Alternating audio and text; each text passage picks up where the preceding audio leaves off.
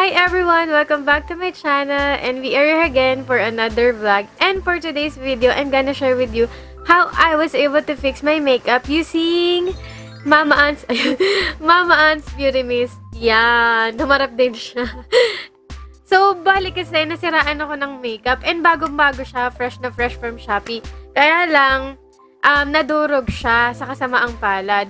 So, para sa mga kagaya ko na nanghihinayang, lalo na kapag bago yung makeup nyo and nasira siya, meron pang ways para maayos siya. Huwag nyo munang itapon kasi sayang. And sobrang masakit sa puso talaga natin mga babae kapag nasiraan talaga tayo ng makeup. So, I hope na matulungan ko kayo na mabigyan ng idea para ayusin nyo yung makeup nyo. So, simple lang naman yung gagawin natin. Madali lang. Wala naman masyadong ek-ek tayong gagawin.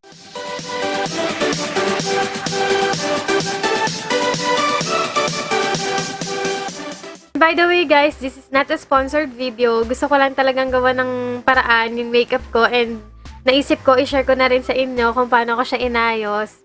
Actually guys, marami naman talagang pwedeng gamitin dito. Yung iba gumagamit sila ng alcohol, sanitizer, pero ako mas prepared ko, ito na lang yung gamitin ko, yung beauty mist ni Mama Ann. Kasi ito talaga yung ginagamit ko to set my makeup. So why not na gamitin ko rin siya para maiset ko tong aking palette sa dati ng place. But before we start, please don't forget to subscribe to my channel and click mo na rin yung bell button para updated ka whenever I upload a new video. So yun na nga, diba guys, ang dami kong dada.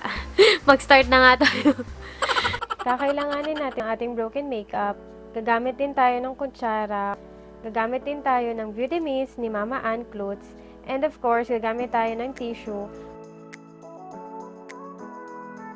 Ziploc or plastic. Actually, kahit anong plastic pwede naman for as long as it's clean. Before you start, make sure na meron kayong paper underneath kasi madaming fallout to and powdery yung makeup para hindi siya magkalat-kalat. So, pag na-prepare na natin lahat ng materials na kailanganin natin, ang una-una natin gagawin is of course, ito-transfer natin ng ating broken powder makeup sa any plastic na meron kayo. Kapag na-transfer nyo na yung product sa plastic, durog-durugin na lang gamit ang inyong fingers. Pwede rin kayong kumamit ng kutsara or any hard object para maging powdery siya.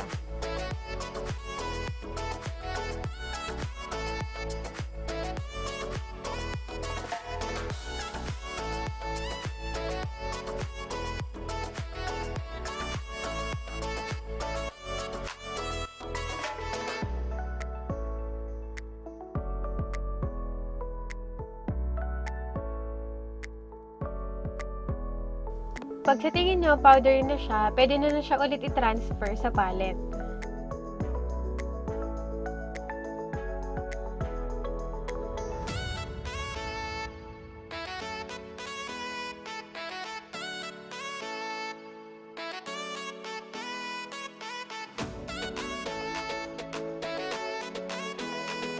And then, ipa-flatten out ko lang siya gamit ang spoon or kutsara.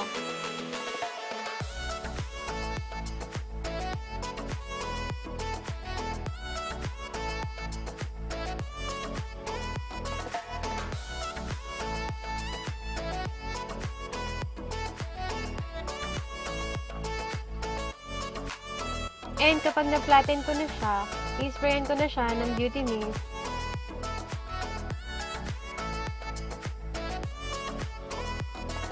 Sa pag-spray ko, dahan-dahan lang yung ginawa ko. Tinansya-tansya ko lang muna kasi kapag nasobrahan ka sa paglagay ng mist, magiging watery na yung product and mahihirapan ka nang buuin ito.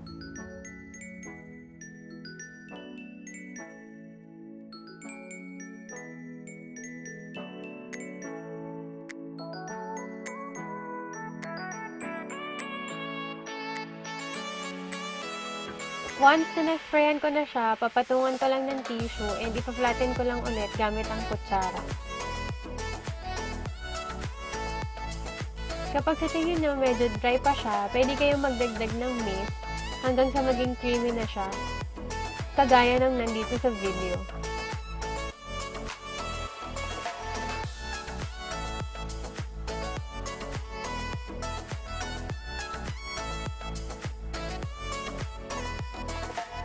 para mas magpantay, ginamit ko yung top part ng beauty mist and then nilapatan ko ulit ng tissue para mas maging even yung surface ng product.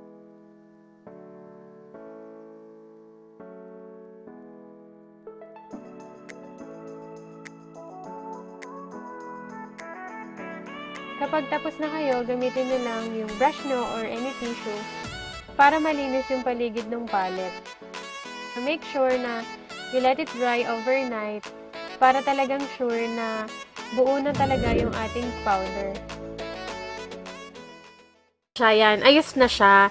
And papakita ko sa inyo yung consistency na yung consistency so papakita ko sa inyo yung consistency tama na nga yung basta yun. Yung consistency ng product is hindi siya nagbago kahit in-sprayan na natin siya ng beauty mist.